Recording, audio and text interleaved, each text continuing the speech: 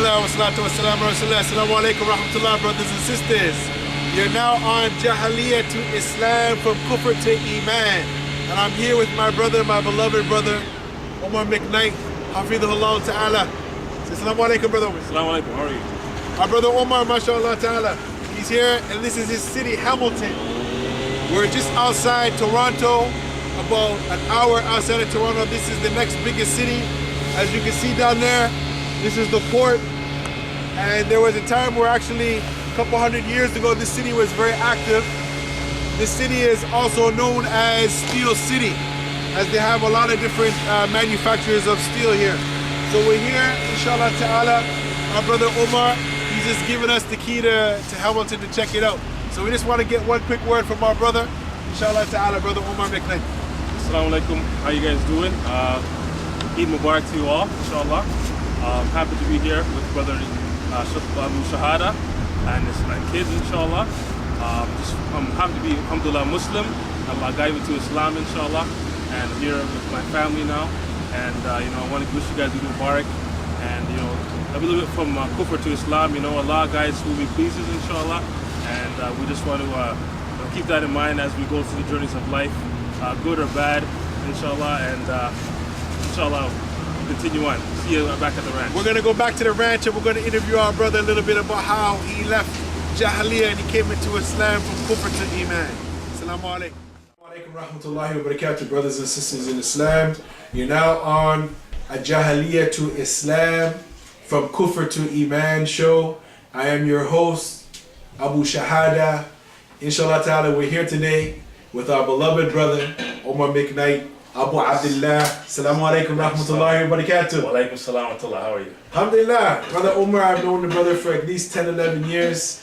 Alhamdulillah, we're actually classmates. We attended some Arabic courses together. We both graduated. So me and the brother, we're very close friends, alhamdulillah.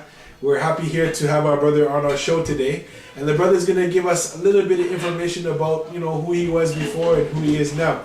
So brother, tell us a little bit who Omar McKnight used to be, inshallah ta'ala. Alhamdulillah. Well, Omar McKnight, I feel in a lot of ways I'm still the same brother. I'm just, more closer to my faith, down to earth guy, friendly to everybody. A little bit on the shy times sometimes, but alhamdulillah, with Islam on my side now, it can give me a better character of, how to be with people and deal with them, inshallah. But before, without any knowledge, without any tawheed, your life's in ruins pretty much, whatever you do, whatever you think about, all the agents of shaitan are there to, bring you back and pull you down. Growing up in a rough neighborhood, but first and foremost, even, coming from Islam, my dad was Muslim, so I knew about Islam as a young youth, but not really having that in the household, it was very challenging, so to say, to actually implement, the knowledge, so to speak. Mm-hmm. So it kind of had me left me in the dark and kind of oppressed, you could say, in a lot of different ways, being a black man living in North America in a white society. Not to say that it's a racial thing, but with the knowledge, at least you'll be able to combat and be how to live, so to speak. Not to live savagely. So I can say it. So you're saying that your dad was Muslim, but your mom was Muslim too, or she wasn't Muslim? Oh, my dad was Muslim. He was in the Nation of Islam at the beginning, back in the 70s. He came here, saw some ladies wearing some, things and thought they were black nuns. He asked them, he learned about Islam, Nation of Islam, so to speak. Then he came to the Sunni Islam. Then me and my sister came along. As young kids, we knew, Saturday and Sunday we go to Islamic school, that's about it. And then he'd go back to his family, and I was with my mom, and Christian Caribbean upbringing, so to speak, So your mom raised you like as a Christian, or she taught you Christian values? Yeah, the Caribbean culture more. You're more influenced by the Caribbean culture, the urban culture, the hip hop. So I was kind of more influenced by that. I could even say I was more like hip hop was my religion, The Caribbeanism was more of a religion than Islam. So that kind of outshined growing up, when I was younger. So growing up, your parents were both kind of on different wavelengths. So if you as a young adult, you're kind of confused by that? Definitely, confused by the fact of the breakup.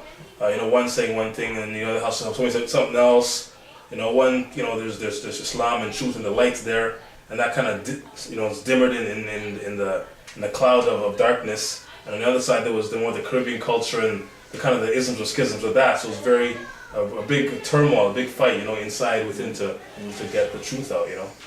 So it's very interesting what you said, that the brother, he's having an internal fight here as he's being pulled from different ways, and by actually becoming Muslim, I mean, actually to say that, you know, that you want to be Muslim, when did it actually happen, that internalization where you said, you know what, I want to be a full-fledged Muslim? How old were you when that, that started? That's a good, well, that was more of like a prolonged, coming from a lot of like non-Muslims, just, you know, it's just a prolonged, people, I guess some of my friends even, I could say, who even saw me kind of just in a lost kind of state as a person.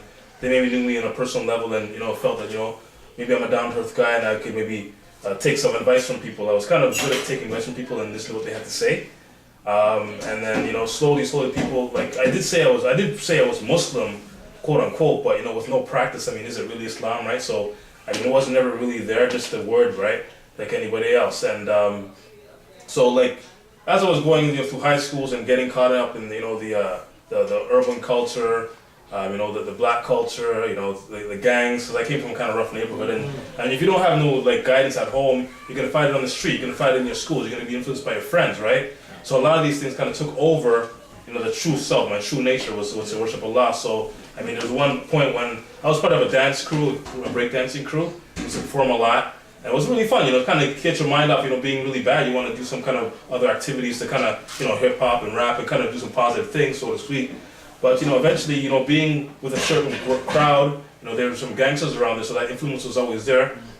I was at a club one time and I was kind of singled out as a rival gang. Even just living in the same neighborhood, even though I didn't really, you know, do much or was really part of that gang, but just being around a certain crowd made me a target of, you know, the gators, the gang, so to speak. And one night, you know, they actually got attacked by some guys in this club called Latvian Hall in College Street. Not to knock it down, but that's where the club was at. And you know, I wasn't really that hurt, but it kind of started dawning on me that, you know, if I continue down this path, I'm going to head to a path of destruction. So, being a lot of a thinker, sometimes overthinking things, but one of my Christian friends told me, why don't you come to the church or something, you know, get into something more positive. I'm like, well, yeah, that's true. Maybe I should, you know. But deep down in my heart, I knew, like, okay, maybe I should try Islam first, like, really try Islam. Not just say I'm Muslim and it's not really in the practice. So I kind of started moving away from, you know, some of my friends, quote unquote. And, you know, they weren't really that bad guys, but they were lost, right? So it would always lead down a bad road. And just kind of going to Islam, going to the mosque on my own, just seeing what it's all about, really. Because it was always there, but just, you know, seeing what Muslims do in different kind of society almost, just right behind my backyard, right? So it made it a lot, it was a dawn on me. It was like something hit me in the head, you know, literally. A lot knocked me out, say, hey, wake up, you know? And, you know, alhamdulillah, I started, you know, just meeting some brothers, yourself, Brother Sabri, you know, kind of guiding me to stay on that path. Coming from that Caribbean culture, you can easily get caught up and just staying with Islam, staying with, you know, the masjid and trying to get involved in the Muslim community. It kind of helped a whole lot, you know, do my prayers and stuff. So, and then, you know, alhamdulillah. Now, the brother had mentioned that he's from a very rough area, and I'm telling you, brothers and sisters, I've been there a few times to visit the brother. It's a real rough area. One time I just went to visit the brother, and in the area there's a lot of bad stuff that goes on. The police actually pulled me over to find out why am I coming in and out of the area. So it's a rough area. But actually, on that point, brother, I mean, you know, being in the rough area that you were in, you know, because of the safety issues and stuff like that, you know, we know you for a long time, brother. You actually, you know, learned some skills along the way to be able to protect and defend yourself. If I'm not incorrect, you have a black belt in Taekwondo? Yeah, that's correct, brother, you know. MashaAllah. But, you know, I mean, alhamdulillah, it kind of humbles you even more, even though you may have some kind of skill, some defense skill, right? But just having those skills kind of humbles you to be even a better individual, right?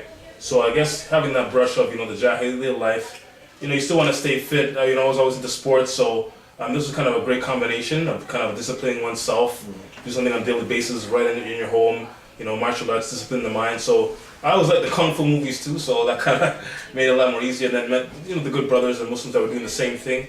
Made it a whole lot easier just to stay, you know, in part of the community. So, but even just getting that black belt, you know, so going through the ranks, and it teaches you a whole lot about life, right? White belt, you know, yellow belt, all the way up. You know, you learn that, you know, you can do anything if you put your mind to it. So would you say, brother, that actually learning this martial arts, these skills, kept you out of the streets and alternative activities by being disciplined and going to the classes like every week this is good for the youth. It was good for you. You found it. Yeah, definitely. It's very good, to just, keep your body healthy, keep your mind focused, discipline oneself. Any stress you have in your life, it's a good stress reliever too, right? So just doing the physical aspect of it and the mental aspect of it made it a whole lot easier, and being around Muslims even made it more easier. So you kept up. You kept up with the taekwondo. You're actually an instructor now, right? You're teaching classes. How many classes and how many students do you have, brother? Well, alhamdulillah, we got about in Hamilton here. We had, like, I originally did it in Toronto, then continued it on in Hamilton. So we have about 60 students now. The kids love it. Even the adults the parents are getting involved too. And I encourage parents, don't just throw your kids in the class. Get involved too. It's a good workout for everybody because you can use it all throughout your life. So we got some good students. Thursdays and Fridays I teach the classes. So alhamdulillah, it's been going great. So if some kids learn the martial arts, should they go and use their physical skills to beat up people, or it's only meant for martial arts to protect yourself and your loved ones? Well, that's exactly the main thing, is to protect yourself. I mean, in the tradition of the Prophet Muhammad sallallahu alaihi wasallam, you must learn how wrestling, these kind of things, to defend oneself and have respect for yourself, right? By learning the martial arts. So we're not saying go beat up anybody. Martial arts was actually for people, like, it started off as like farmers and people who couldn't defend themselves. They used the hoes and the bows to actually as weapons to defend their crops, right? So that's the story behind martial arts in itself, right? So I mean that's. So it's a good motivator, good positive thing to do. But it's not it's made for self-defense. Last resort is fighting. First resort, try to get to safety, talk your way out of any situation. Mashallah. I hope you, young brothers and sisters, you're listening. Also, brother, mashallah, you from the tough areas, you found, mashallah, a way to somehow get some education. You went to college, university. College, yeah. College, yeah. Mashallah. What did you study in college? I studied graphic design. Graphic design. Yeah, alhamdulillah. I mean, school was, was always a good thing. I was even in high school, like, I kind of liked to read, but I guess the more discipline wasn't there. And then, my mother kind of pushed me into going to college. Just, I guess, which was a good thing, because I did learn some things and some skills. And I always liked to draw anyway, so it kind of was a good thing to do.